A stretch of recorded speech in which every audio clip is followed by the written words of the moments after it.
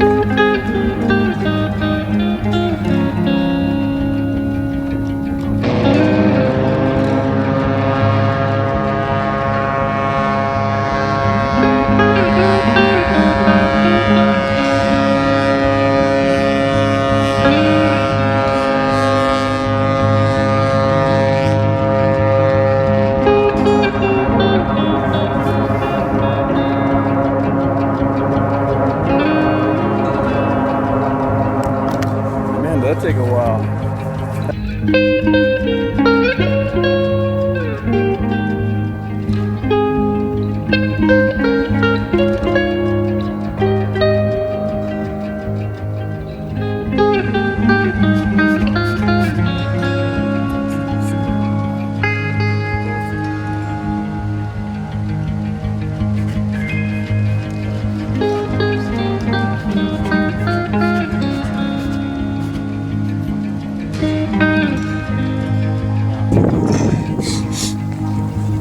And this is how you come down.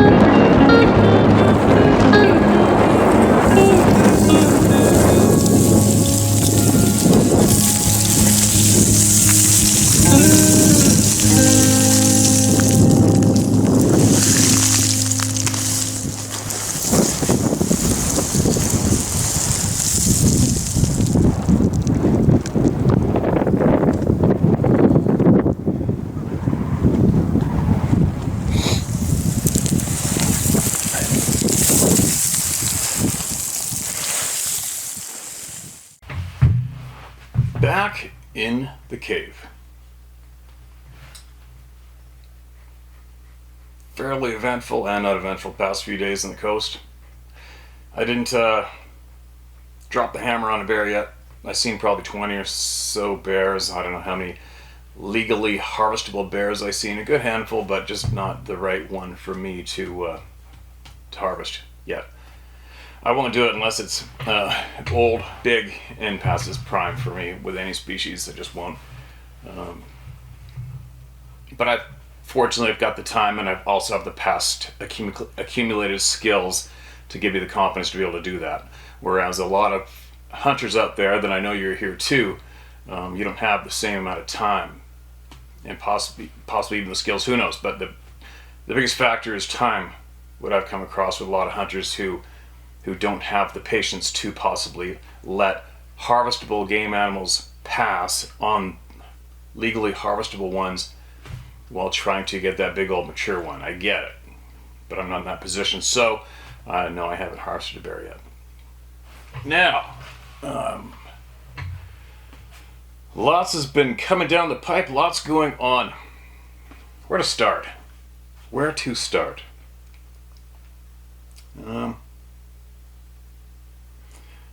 Made a couple notes. My intros. It's funny, my intros have been a bit of a topic with the past little while. People blowing gaskets, a lot of people liking them, a lot of people emailing me and for some strange reason being angry with me and being motivated to go out of the way to email me to express their feelings on my intros to the YouTube videos. Anyways, maybe I shouldn't even take up the topic and waste your time right now. Maybe I should, maybe I shouldn't, whatever. It is what it is. But one thing a lot of people might not understand is, obviously, I've always been passionate about trying to capture stuff in the wild on film for a long time. It's probably my original calling, and I somewhat sort of missed it in a way. I mean, we're talking when I was like 20-something years old, early 20s, and those big old VHS tape video camcorders, first started becoming available to the public, and I used to go up to this video store where they would rent them. I would actually put money aside from my paycheck so I could rent one of those cameras and take it steelhead fishing and try to get a steelhead video or hunting or whatever I did. And I used to do that the odd time. That's how passionate I was about filming and how long.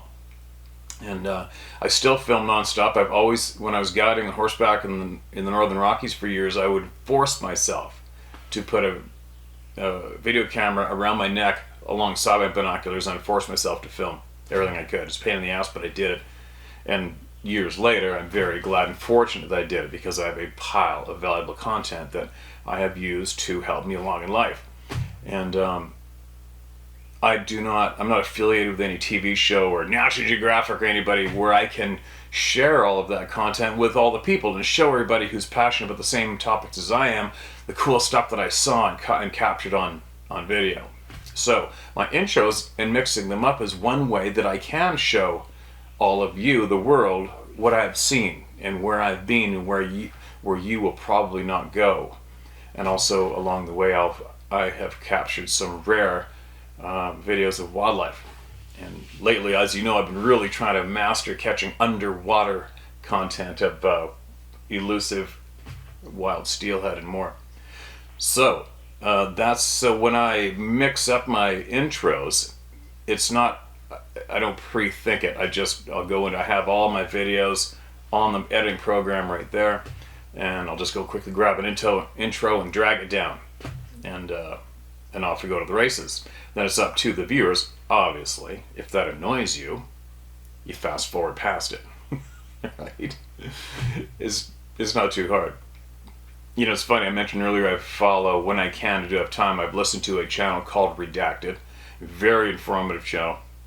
I trust the people who share their news. And they have a 32 or 34 minute intro. Well, I just fast forward it. But I've never once felt compelled to email them and blow a gasket and tell them that I don't like their intro. Change it. Right? Anyway, so you know what? I have so many intros that I have created, and I still want to make more. I look and I think, oh man, I've got so much more content, so many more clips that you've never seen that I want to show the world. And one day that takes time, and I just sit down, go through all my files and find those cool clips, and then I want to put them into another intro. Maybe even find some other background sound that might complement it well and deliver it to the people. And that's what I do. So do I know which ones are your favorites? Haven't a clue. I don't even know what intro I used yesterday or the day before or the day before. Okay? But maybe actually on that note, you know what I might do? I might take the intros that I can find on my computer. This is what I'm going to do after you guys see this one. And I think I'm going to lace them all up, number them 1 through to whatever they are, and then it'll be interesting to see exactly which ones resonate with all of you the most, on average, right? And we'll see which one is your guys' favorite. And then maybe I could possibly make some more similar to that with new content in it that you haven't seen yet. So there you go. There is my intro conversation. For all you people that, well, it is what it is. If you can't find the fast forward button, we can't help you, all right? Now, what else? Common sense. I think I might even make a video on common sense, and actually I really would like to. I'm going to make a video about common sense. It won't be able to be put on YouTube.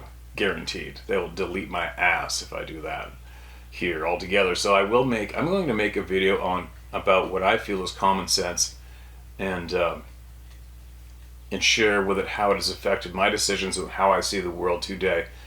And I'll use the various examples of what's going on the past few years to deliver my video on common sense alone. And I'll put that on, the Locals and the Rumble channel. I'll do that too, alright? I'm sure some of you will find that interesting. Now, moving along. I got home last night, cross-eyed, tired as usual, and I received an email from Dr. Matthew Johnson. Now, a handful of you, I don't know how many of you will be familiar with him.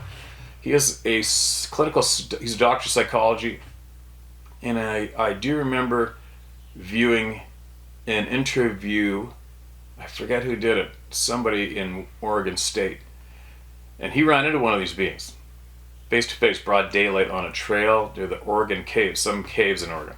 I forget the name of them, sorry. And I've got horse hair and horse fur all over the place. It's bugging the crap out of me. It's just in with the horses and the dogs and the cats and the goats. But anyway, I remember his interview, and it was quite powerful interview. You could see the true, honest impact on this man when he basically going through life didn't have a clue about these damn things, and was on a hike with his family. He went off to go take a leak behind a tree or whatever he's doing, and glanced over, and here's this and this guy is I believe the doctor is 6'7" or 6'9" or something, 300-pound dude. He's a big man. And he said that this thing made him feel tiny and very helpless. And it was quite the impact to watch the interview of him share a story. And they actually took the camera crew back and took them to the trail, to the tree where this thing was standing there looking at his wife and child playing on the trail with poking at a bug with a stick. And obviously he went in absolute panic mode and suffered PTSD from that as well. And that was, I think, almost 20 years ago or something crazy. So anyways, he emailed me. He made me a lengthy email. Actually, he emailed me 3 or 4 times yesterday, sometime during the day. And I think I will share that email with you guys. Now, I don't know him. I do not follow. He has some channels out. He's got some books out, which I don't follow. And he's actually generously invited me to come up to his home and spend time with his family and show me and I don't know about showing me, but explain to me what he has learned. I think I might do it. I have a few things. I have a handful of people I need to meet up with, and I'm pretty certain that these meetings that I'm hoping to do will complete my puzzle to a point of where I will be confident to share with all of you what I have learned for me and the conclusions I've come to. And I know I do keep my opinions to myself for the most part when it comes to every single person out there emailing me, sharing with me. I just do, because it's my ride. It's my personal ride this lifetime, and I do not need anybody to tell me whether I'm right or wrong. I need to figure everything out for myself, and that's what I try to get all of you to do. I try to encourage the people who come here to think for yourself. Never let anybody dictate to you anything. Nothing. It's your ride. They can't control your ride. Ride meaning it's your lifetime. It's your time. This is all of your time. This is all my time. I decide what I'm going to do with my time. I decide what I'm going to learn and how I feel and react to and what I do to certain items I come across during this ride. And when I feel confident I am full of correct knowledge, then I share that knowledge with who may want to hear it and take from what they will or leave it. Right? That's my stance on it. And that's also been the frustrating thing for a lot of people out there earlier when I came out publicly, because they knew they could not control what I said at all. Zero control. And there was a lot of those characters were, and still are, a lot of the original people who, what I call now is just lens whores, who somewhat controlled the narrative when it came to these beings and more, publicly. Meaning the knowledge and narrative delivered to all of you. And if anybody didn't go the direction they wanted them to go, they went into instantly attacking and tried to discredit and tear down the character of the people, including me. One is that little maniac back in the eastern states. As an example, I'm just going to give you a quick example of how these characters have operated through this journey. When I finally had enough of watching all of them doing what they're doing, and I came forward, shared with all you that I've seen these things. I know about them, and I know a lot of people have seen them. And I also know they are not a monkey or an ape. I know that for a fact. And as an example, right away, the whole Bigfoot Sasquatch community dogpiled on me. Podcast interviews, requests, one after the other. Come and join us, let us talk to you, come and join us. Here, share this, you gotta join our team. This guy in the East tried to get a hold of me to come and join him and help promote something. I don't know what he was doing. And I already knew, yeah, no thanks. I didn't even reply, never replied. And then he got some lady to contact me on his behalf.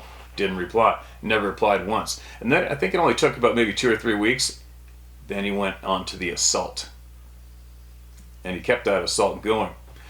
Started making videos, assaulting me, tearing me down. Interesting, right? Never met this little puke ever in my life. Never. Never did anything to him, ever. And that person warmed to me, wanted me on his team, no reply, went to tearing me down. Crazy, right? And then after that, I know I'm rambling a little bit. I'm just giving you guys a little bit of an idea of how this ride has gone. And then we had other people who I trust tell me some truth and facts about what they know, what they saw. I shared that with you. And then other people warned me.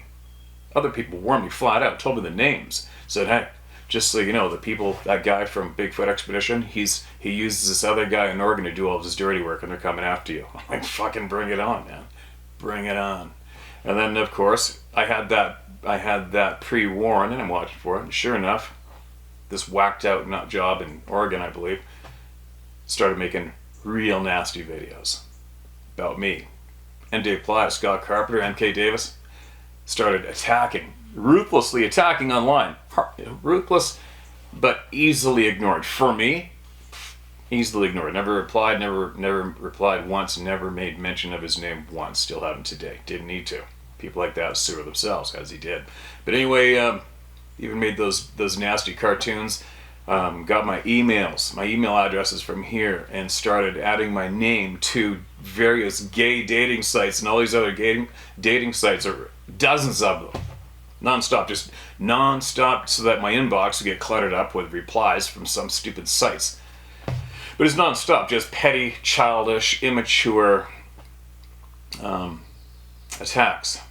Where was I going with this? Sorry, you guys, started babbling, but I'm giving you guys examples of what has gone down during this journey, of what happens to people who do not submit to the people that need to control you and control what you speak about, control what you think, control what you accept as fact.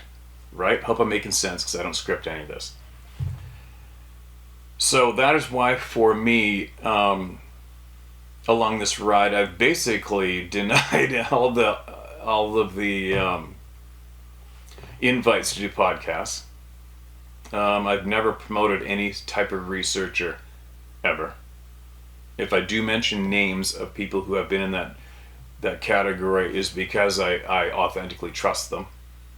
And I have that. You know the names I've said in the past, and but I've never openly promoted anyone. Period. Ever, really. And well, I guess sure, I've mentioned Dave Platt more than a handful of times. Scott Carpenter, Melvin Ketchum more than a few times, but I do have absolute confidence in those people. Now, where am I going with this? Sorry, you guys, I'm having a bit of a brain fart. The main point I'm trying to get across is I have tried to make this all about you. And what I've been trying to do is encourage as many people as I can to think for themselves. You take from it what you will, or you leave it. You decide if this has authenticity, if it's authentic or not. You get back in tune with your gut instincts, your intuition, your spiritual self, whatever it is. You have to get in tune with yourself, right? You have to. If you don't, you're just going to be one of the sheep led down the path, which a lot of people are, right? So, Dr. Matthew Johnson, getting back to him as an example. So he has emailed me a lengthy email. He's got a lot of bold stuff to say. A lot of bold statements. A lot of what your average person, once you hear this email, your average person who doesn't even know of him or know him is probably going to go, well, this guy's right out to lunch, right? Maybe he is, maybe he isn't. But for me, what am I getting at? For me, as I'm going through this ride, I can have Dave Plattis as an example. Tell me things. And my brain will go, interesting, note taken. I don't jump on that bandwagon. I can't. It's not possible for me. But I take note of that. I take note of what he's shared with me. I take note of it. I keep it right here as I'm going through my ride. And then I'll come across something else. Bam. And then that may or may not mesh up with what I've retained from what he's learned. And then here's something, say, from Scott Carpenter. Note taken. I'll keep that up here. And here's something from, say, M.K. Davis or Melba. Bam, bam. Oh. And I'll retain it for my puzzle piece as I'm going. And then, once I believe that I have seen, heard, smelled, and listened to enough and it all starts making sense, then I can feel more confident in placing that puzzle piece into my puzzle and filling up that gap. For what I really like to do, and I do need to do for myself, and I come across, say, somebody like Dr. Matthew Johnson's just dropping a play, right? I'll share his email. But for me, after I read his email, I'm like, wow, sounds like a lot. Sounds interesting. Is this all fact? Might be. Do I know for a fact this is all fact? Nope. Haven't a clue. A lot of it does mesh up with other information that's coming from all of you. But for me, I need to be in the presence. I would have to be in the presence of this man, take him up on his offer, and hang out, look into his eyes, feel the energy, and take it from there. It's like one of my who I've referred to as the First Nation hero ladies. My one senior Indigenous lady friend from here, when she said flat out before we even met, she said she needs to come and meet me. She has to see my eyes and she has to stand in the presence of me before we can go any further. Right? And I totally get it. And I have the same in me too. When somebody like this has this amount of information and wants to share, I'm like, all right, I'm down, I'm open, I'm game. Let's see what you got. Let's see who you are. Let me see your eyes and feel your energy. Because I am fairly in tune at this point of life, right? So anyways, I guess what I'm saying is I'm going to share this email. Take from what you will or leave it. It's a lot for some. It possibly confirms a lot for others. Or maybe some other people on here already know and already get it. We'll see. But I think that absolute nutcase who is in the position of so-called leader in the U.S. currently, I think they've relaxed the border crossings finally. I'm not quite certain. Have they? And if they have, I'm pretty sure they have. I'm going to start now to map out my next journey, which is to be in the presence of a handful of people. Look at them in their eyes, feel their energy, see what they got, listen to what they have to share with me. And I have a feeling that that final journey for me is going to be one of the last. I've only got a few puzzle pieces left for my puzzle, but the missing gap in my puzzle isn't that big at this stage of the game, right? Now, I guess what I'm saying in a quick way of saying it is I'm going to share what this man has to say. And just because I received an email from a man, anybody, including Dave, including Melvin Kill, including anybody, I don't jump on that bandwagon just like that because they sent me an email and told me all those things. I need to look into it myself first. Take from it what I will or leave it, but I have to look into it myself. But there's thousands of people opening up doors to look in, right? And this is a big, apparently, possibly, potentially, a massive door to be opened up and have the invite to come and take a look. So I would hope that all of you as well look at and listen to and look at all of these people in somewhat the same way, if you could. Take from what you will or leave it, and don't attack. All right? Now, this is titled Plagiarism, Misinformation, and Using My Role in Recent Reporting. Hello, Steve.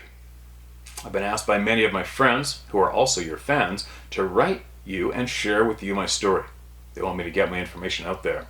Some of my friends, who are also your fans, inform me that they have written to you encouraging you to reach out to me.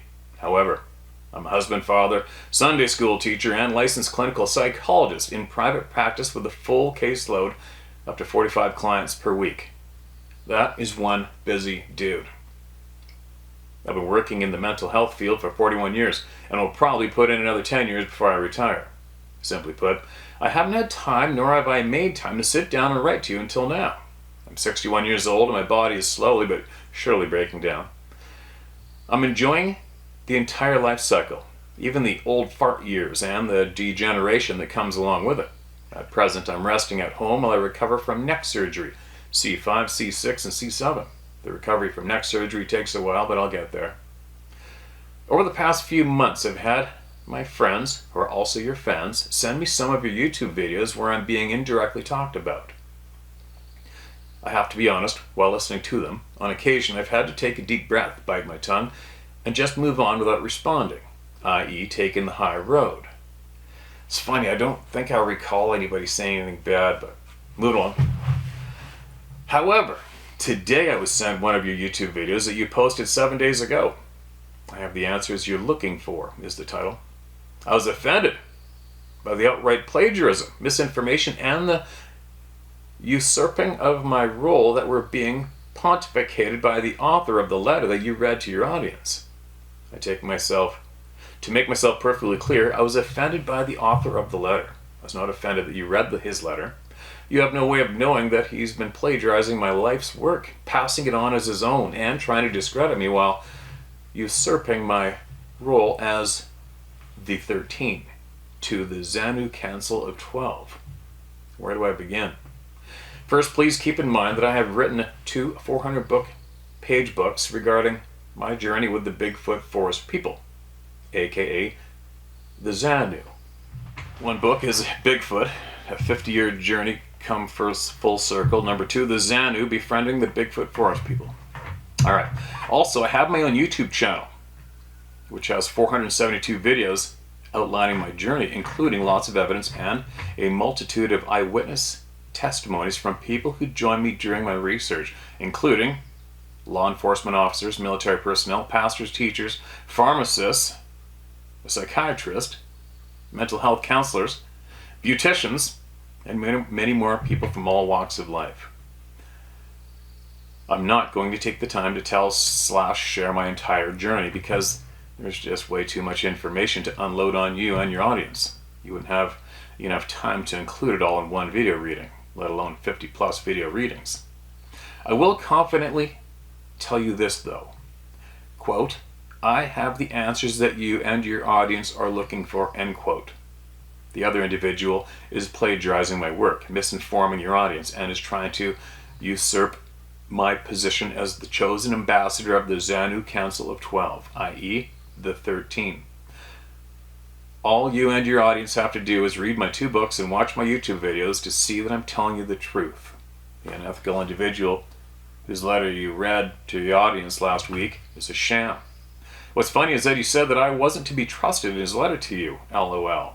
Talk about flipping the script. He's the one who's not to be trusted. He's lying to you and your audience. Until the Xanu Council of 12 decide otherwise, I'm still very much the 13, and I'm still doing their assigned work. Matter of fact, we live on a mountaintop in western Washington on 61 acres of forested property. We have 58 Xanu families living on our property.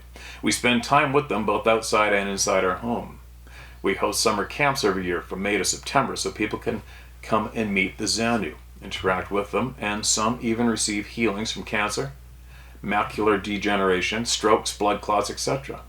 Our Camp Xanu attendees will testify to the fact that I'm still the 13 and trusted by the Xanu Council of 12 who visit with us at all of the camps during the summer.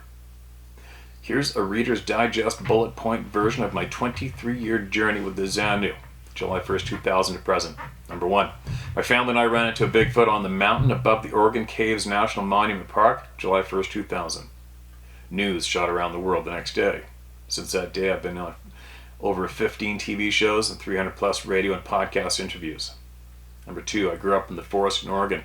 I moved to Alaska in 1980 on a full-ride basketball scholarship to the University of Alaska at Anchorage. I was a resident of Alaska for 20 years. Spent much of my time in the great outdoors of Alaska, i.e. hiking, camping, fishing, and some hunting. I've chased a dark jet black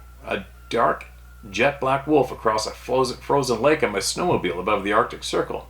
I've been chased by a grizzly bear on my way to a fishing hole with a friend. We ran back to the truck and didn't get any fishing done that day. LOL. I know what a bear looks like. What I saw on July 1st, 2000 was not a bear. It was an 11-foot tall adult male Bigfoot forest person, aka Xanu. Number 3, we moved to Alaska down to Southern Oregon at the beginning of 2000. Our encounter occurred 6 months later. At that moment in my life, I had two choices. A, never go back in the forest again, or B, get back up on the horse, go back into the forest, find Bigfoot, and drag him up by the scruff of his neck for the whole world to see that they exist, and I wasn't crazy. Number 4, during my first 10 years of research, 2000-2010, I utilized the old school tactics of research, i.e. trail cams, night vision equipment, seismic sensors, hitting trees with sticks, bait piles, and baseball bats, playing sounds of crying babies in the dark of night, very annoying to all us men in the research party, lol, and Bobo screams. Although we found and casted several Bigfoot tracks and heard a few tree knocks and screams back at us, I wasn't satisfied with the results. How many collected Bigfoot tracks was enough? I wanted more. I wanted to develop trust and a friendship with them. In 2010, I decided to change things up. After all, I'm a clinical psychologist. I'm a problem solver. I didn't want to dedicate the rest of my years collecting tracks and hearing tree knocks, later explained to me by Zorth, to be tree pops. Therefore, I adopted the true American Indian point of view that they weren't descendants of Gigantopithecus. They weren't dumb giant mountain apes. Rather, the Bigfoot species was a spiritual people, the Bigfoot forest people. 6 years later, Zorth told me via Mindspeak that they refer to themselves as the Zanu. I have all kinds of audio recordings of them singing, humming tunes, and spoken language, including them stating their name, Zanu. Although they're known by 200 plus names worldwide, once again they refer to themselves as Zanu. They don't mind if humans call them by their other names that they've come up with over time, but just so we are clear, they prefer to be called the Zanu. In a nutshell, after I changed my perspective/mindset from dumb giant mountain ape to the fact that they're a spiritual people, and I demonstrated persistence and consistency with them over time, their interactions with me began to increase exponentially. It also helped that I adapted my research methods to reflect Dr. Jane Goodall's habituation research model. I started receiving telepathic/mind-speak messages from them. They started coming around to the perimeter of our base camp at night. They strongly suggested a no-lights policy in a very funny and creative way that would make it easier for us to see them in the dark of night. They had us sleep out in our cots under the stars at night so they could approach us while we were sleeping for healing opportunities. No campers, RVs, or tents allowed. I had multiple eyewitnesses up there in the Siskiyou Mountains with me who heard what I heard and saw what I saw, smelled what I smelled, and experienced what I experienced. In June of 2014, we accidentally discovered a portal in our southern Oregon habituation area. The portal opened up 2 nights in a row and was witnessed by 4 people, including my 7-year-old son Grady, who is now 16. The portal was about 12 to 15 feet in diameter. We could see another world through the portal. The other world had a red sky and dark, scraggly vegetation. There were 2 guardians protecting the portal and keeping us away from it. The experience was both very surreal, weird, and very cool. Although 2 of our party members were certain that we were all going to die, nothing harmed us or even came close to harming us. It took me a year to figure out how to reopen the portal. I reopened it a half a dozen times in front of 10 or more people. That sounds frickin' crazy and interesting. Number 8, in December 2015, the trolls and the haters invaded and put the coordinates online for the whole world to see. It was a major gut punch to my wife, son, fellow researchers, and to myself. Tears were shed. However, wherever there are people, there will always be politics involved, i.e. baseball, little league, soccer, hockey, Boy Scouts, church, work, and in the world of Bigfooting. Matter of fact, if you have the courage to read this letter to your audience, you'll not only hear from those who love my work, you'll undoubtedly be inundated by those who hate my work, i.e. trolls and haters. They've been trying to silence me for 23 years, especially when I flipped from old school researcher to the habituation method, and then to the woo, i.e. paranormal aspects of the Zanu. They'll sure to let you know how just how crazy I am. However, please consider the following. I'm either a liar, a lunatic, or I'm telling you the truth.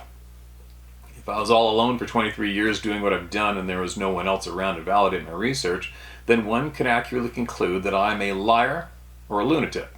But the fact that I've had over 500 plus witnesses joining me in my research, in the Siskiyou, I hope I'm pronouncing that right, Siskiyou Mountains in Southern Oregon, and who've attended our summer camp Xanu weekend events over the past 6 years, who have and will continue to gladly back me up, I can guarantee you that we are telling the truth.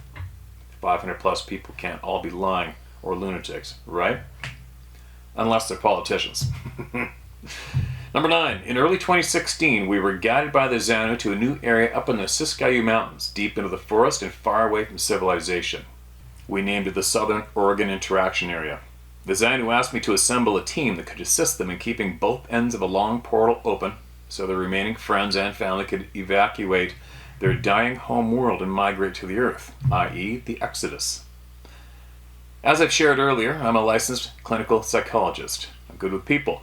I'm not good with my hands. I told them that I wouldn't be able to help them alone, but I would be most happy to assemble a team that could. Right around that time, I was contacted by a retired physicist from MIT who had heard me on Coast to Coast AM in April 2016. He had been studying portals in the Bermuda Triangle and noticed similarities with my descriptions of the portal at our old research area. He wanted to be a part of the team. However, a week later, he suggested that we kill one of the Bigfoot forest people and turn over their body to science. Epic fail. I had no choice but to boot him off the team. That's okay though. 1 week later, God and the Xanu provided me with a new team member, Steve Bachman. He won't mind that I use his name. Who had built an electromagnetic pulsating device based on Tesla's design for free energy. We're good to go. Wow, lucky you didn't get whacked from the government for doing that. Right? I need some more juice for this one. Almost wore it. Sarah actually gave me a new white t-shirt. Crazy, right? And then strict warnings not to slop my coffee on, because I always do. Sorry for that. Number 10, my apologies. I'm really trying to give you the short and sweet version of the past 23 years. The Exodus lasted 2 nights. On the first night, my team members and I met with the Xanu Council of 12 on top of a nearby hill, i.e. 300 feet higher elevation than our base camp. During the meeting, Zorth informed us that they are beings of light. They exist in orb form, but can shapeshift to their God-given upright hairy bipedal form and back to orb form.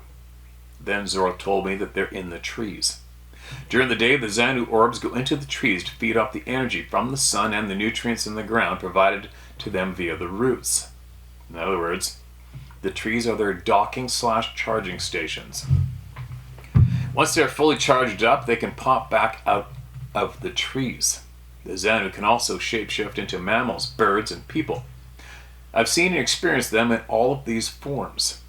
During the first night of the Exodus, Zorth asked us to start up Steve Bachman's electromagnetic pulsating device.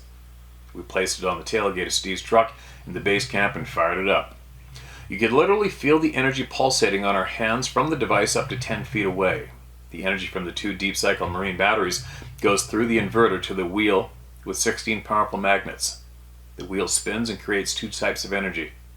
First, it sends energy back through the inverter to keep the 2 deep cycle marine batteries fully charged.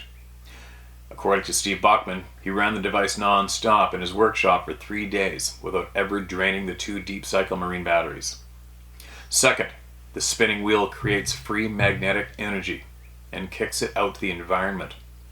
While the Xanu were doing their thing, we were sitting in the pitch dark of the night in the middle of the base camp. The Xanu naturally vibrate at a higher frequency than we do, which take them out of our visual field of range, unless they choose to slow down their vibrational frequency so our eyes can see them, much like a ceiling fan or a propeller on a plane. When it stopped, or the rotation of the propeller is slowing down, you can see it. However, when the ceiling fan or propeller are at full throttle, you can barely see them, if at all. The same is true of the Xanu. So, we're sitting in the pitch dark at night in the middle of the base camp. Although we couldn't see them, we heard a never-ending sound of heavy, flat-footed steps running to the tailgate and then back out into the woods towards the long portal. Occasionally I could see a shimmering image or two. After 1.5 hours, the alarm for the inverter was sounding off and the system shut down. We investigated what had just happened.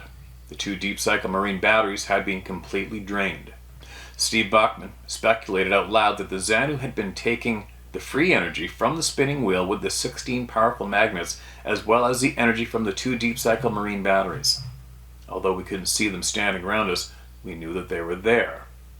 Steve Bachman told them that we were going to have to go into town tomorrow morning and charge up these batteries. Then he kindly and sternly told the Xanu to leave the batteries alone. He kindly advised them to take the energy only from the spinning wheel with the 16 powerful magnets. The next morning, Steve Bachman returned home from South Oregon to the state of Washington. At that time, he claimed that he had work to finish for a customer. Years later, Steve informed me that he left because the first night of the Exodus freaked him out. To be fair, Steve Bachman, he went from an armchair researcher watching YouTube videos to being smack dab in the middle of the Exodus. That would freak anyone out, LOL. Also, while trying to sleep in his cot under the stars, he was surrounded by Xanu trying to heal him from cancer that he didn't know that he had. They were placing their hands of energy all over his body. By the way, they did eventually heal Steve from his cancer. That's another big story. Anyway, Mike and I went back into town to recharge the 2 deep cycle marine batteries and to purchase 4 more deep cycle marine batteries. We fully charged all 6 of them before returning up into the Siskiyou Mountains to the camp. I brought my 9-year-old son Grady, age 16 now. Grady has never forgotten the second night of the Exodus. To make a long story short, in just shy of 6 hours, the Xanu were able to get all 23,542 Xanu souls over from their dying home world to the Earth. Unfortunately, 3 of the Xanu adults died within an hour or less of their arrival to Earth. They had been withholding themselves from going into the dark, scraggly vegetation on their home world so their youth could improve the odds of surviving. It was both a sad, joyful experience. The Xanu were very grateful for our help. The Xanu orbs were everywhere, in and around the camp. It looked like Christmas with all these trees and lights. It was amazing. Oh, and by the way, when I put my 9-year-old son Grady to bed around his normal time, 9:30 p.m., I tucked him into his sleeping bag on his sleeping cot. I walked about 30 feet away, and he started screaming, "Dad! Dad, there's something in my sleeping bag down by my ankle." I ran over to him, unzipped his bag, and was prepared to grab hold of a small rodent or a snake and throw it into the trees. However, when I unzipped his sleeping bag and flipped the top open, there was a Xanu orb the size of my fist down by his ankle. The Xanu orb slowly moved up Grady's leg to his hip and shot up into the air about 20 to 25 feet, hovered there for about 10 seconds, then zipped into the trees with all the other Xanu orbs. Grady has never forgotten that experience. The next morning, the Xanu thanked us by popping the trees from the inside 12 times, i.e. an expression of gratitude from the Xanu Council of 12. After dedicating almost 2 decades of my life in an attempt to learn who the Bigfoot Forest people were, it turns out that they grabbed me by the scruff of the neck and dragged me into the forest and made a true believer out of me. The morning after the Exodus was over, I was engaged in a telepathic mind speak with Zorth, the leader of the Xanu Council of 12. I was crying happy tears. I stated to him, "It's over, right? I'm free from my long 16-year obsession now, right? I can go on with my life now, right?" Zorth said yes, but then informed me that the Xanu Council of 12 met and decided to ask me if I would remain on board as their human ambassador to educate the world about them. They asked me to be their 13. I accepted the honor. As previously mentioned, we have been hosting Camp Xanu weekend events every summer for the past 6 years. Since 2017, the Xanu Council of 12 go out of their way to attend each monthly weekend event. They consider me very trustworthy, and I'm still the 13 to them. Number 12, I've accumulated a plethora of evidence over the past 23 years, including foot casts, fingerprints, handprints, pictures, video, audio recordings, healings, all backed up by 500 plus eyewitnesses who were up in the Siskiyou Mountains with me at both of the camps. Also, testimonials from eyewitnesses who have been attending our summer camp, Xanu weekend events. The truth cannot be honestly denied. Well, the trolls and haters will deny it, but not those who've taken the time to spend time with me and the Xanu. By the way, the reason why Xanu sightings have increased in the UK is because Gordon Dodds came to the camp to check it out. He had an incredible experience. Gordon had me ask Zorth if he would have a family waiting for him when he returned to England, and he did. Zorth and myself have placed Gordon in charge of the European Xanu group. Many of their members have read my 2 books, watched my YouTube videos, and have put my teachings into practice with great success.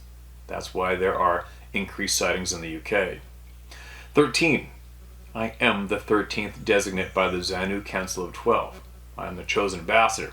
I'm the one that they trust to educate the world about who they are, where they're from, why they're here. Although the Xanu interact with many humans around the world, absolutely no one else is their chosen ambassador. There's only one 13. Quote, I have the answers you are looking for, end quote. Simply read both of my books and watch my YouTube videos from the oldest video to the newest video. Everything you're looking for is right there at your fingertips. God bless. P.S. Steve, you're always invited to come spend some time with us at our home and on our property with the Xanu. You'll not be disappointed. Big hairy hugs, Dr. Matthew A. Johnson. All right.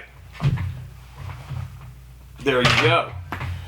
Well, there you go. Sure. Sounds a little out there, doesn't it? There's a lot in there that does mesh up with some items that I've discovered on my own from other sources. I know the portals, I'm convinced myself they're very real, without a doubt. You know, funny, one of the first thoughts that come to my mind hearing that email, a very first thought for me is, okay, now assuming that all this is absolute fact, would it not have made sense? Like, I'm wondering, okay, what destroyed their world? Did they destroy it? I mean, how it would be, it'd be pretty tough to be if this is all fact for me. Some beings from another world said, hey man, we need to come over to your world because ours is screwed. My first question would be, did you guys screw your world? Did you guys ruin your world? And what are you bringing over here? You know what I mean? It's almost like a lot of countries getting inundated with some nasty people from immigrating from nasty countries that are absolute nasty. Well, they're not staying there and fixing it. They're coming over and they're bringing the shit with them. Do you know what I mean? In a way. Not all of them, but a lot of them. So, how would you know it was the correct move to open up a portal, if you could, to allow a group of spiritual light beings come to our planet when theirs is absolutely destroyed? I mean, it'd take a lot of, for me, I'd have to do a lot of, there'd have to be a lot of convincing there, a lot of thinking, a lot of due diligence before I assisted that move, because I would be worried that I might be allowing the bad guys over here that are just going from world to world to world, leaving a trail of carnage. You don't know, right? Who knows? I don't know. But that's one of the first thoughts that came across my mind. I do remember the email sent earlier. I don't remember who it was or the exact details. I don't remember anybody saying anything bad about Dr. Johnson. But anyways, it's a lot to take in, right? So, I think possibly what I would probably have to meet up with these people and take them up on their generous, kind offer to come and spend time and learn. Would I? Yeah, for sure. When? Don't know. But I can't just receive an email from somebody I've never met before in my life and go, why didn't you tell me this 10 years ago? I wouldn't have to be here right now. Then at least now we know. Now we know.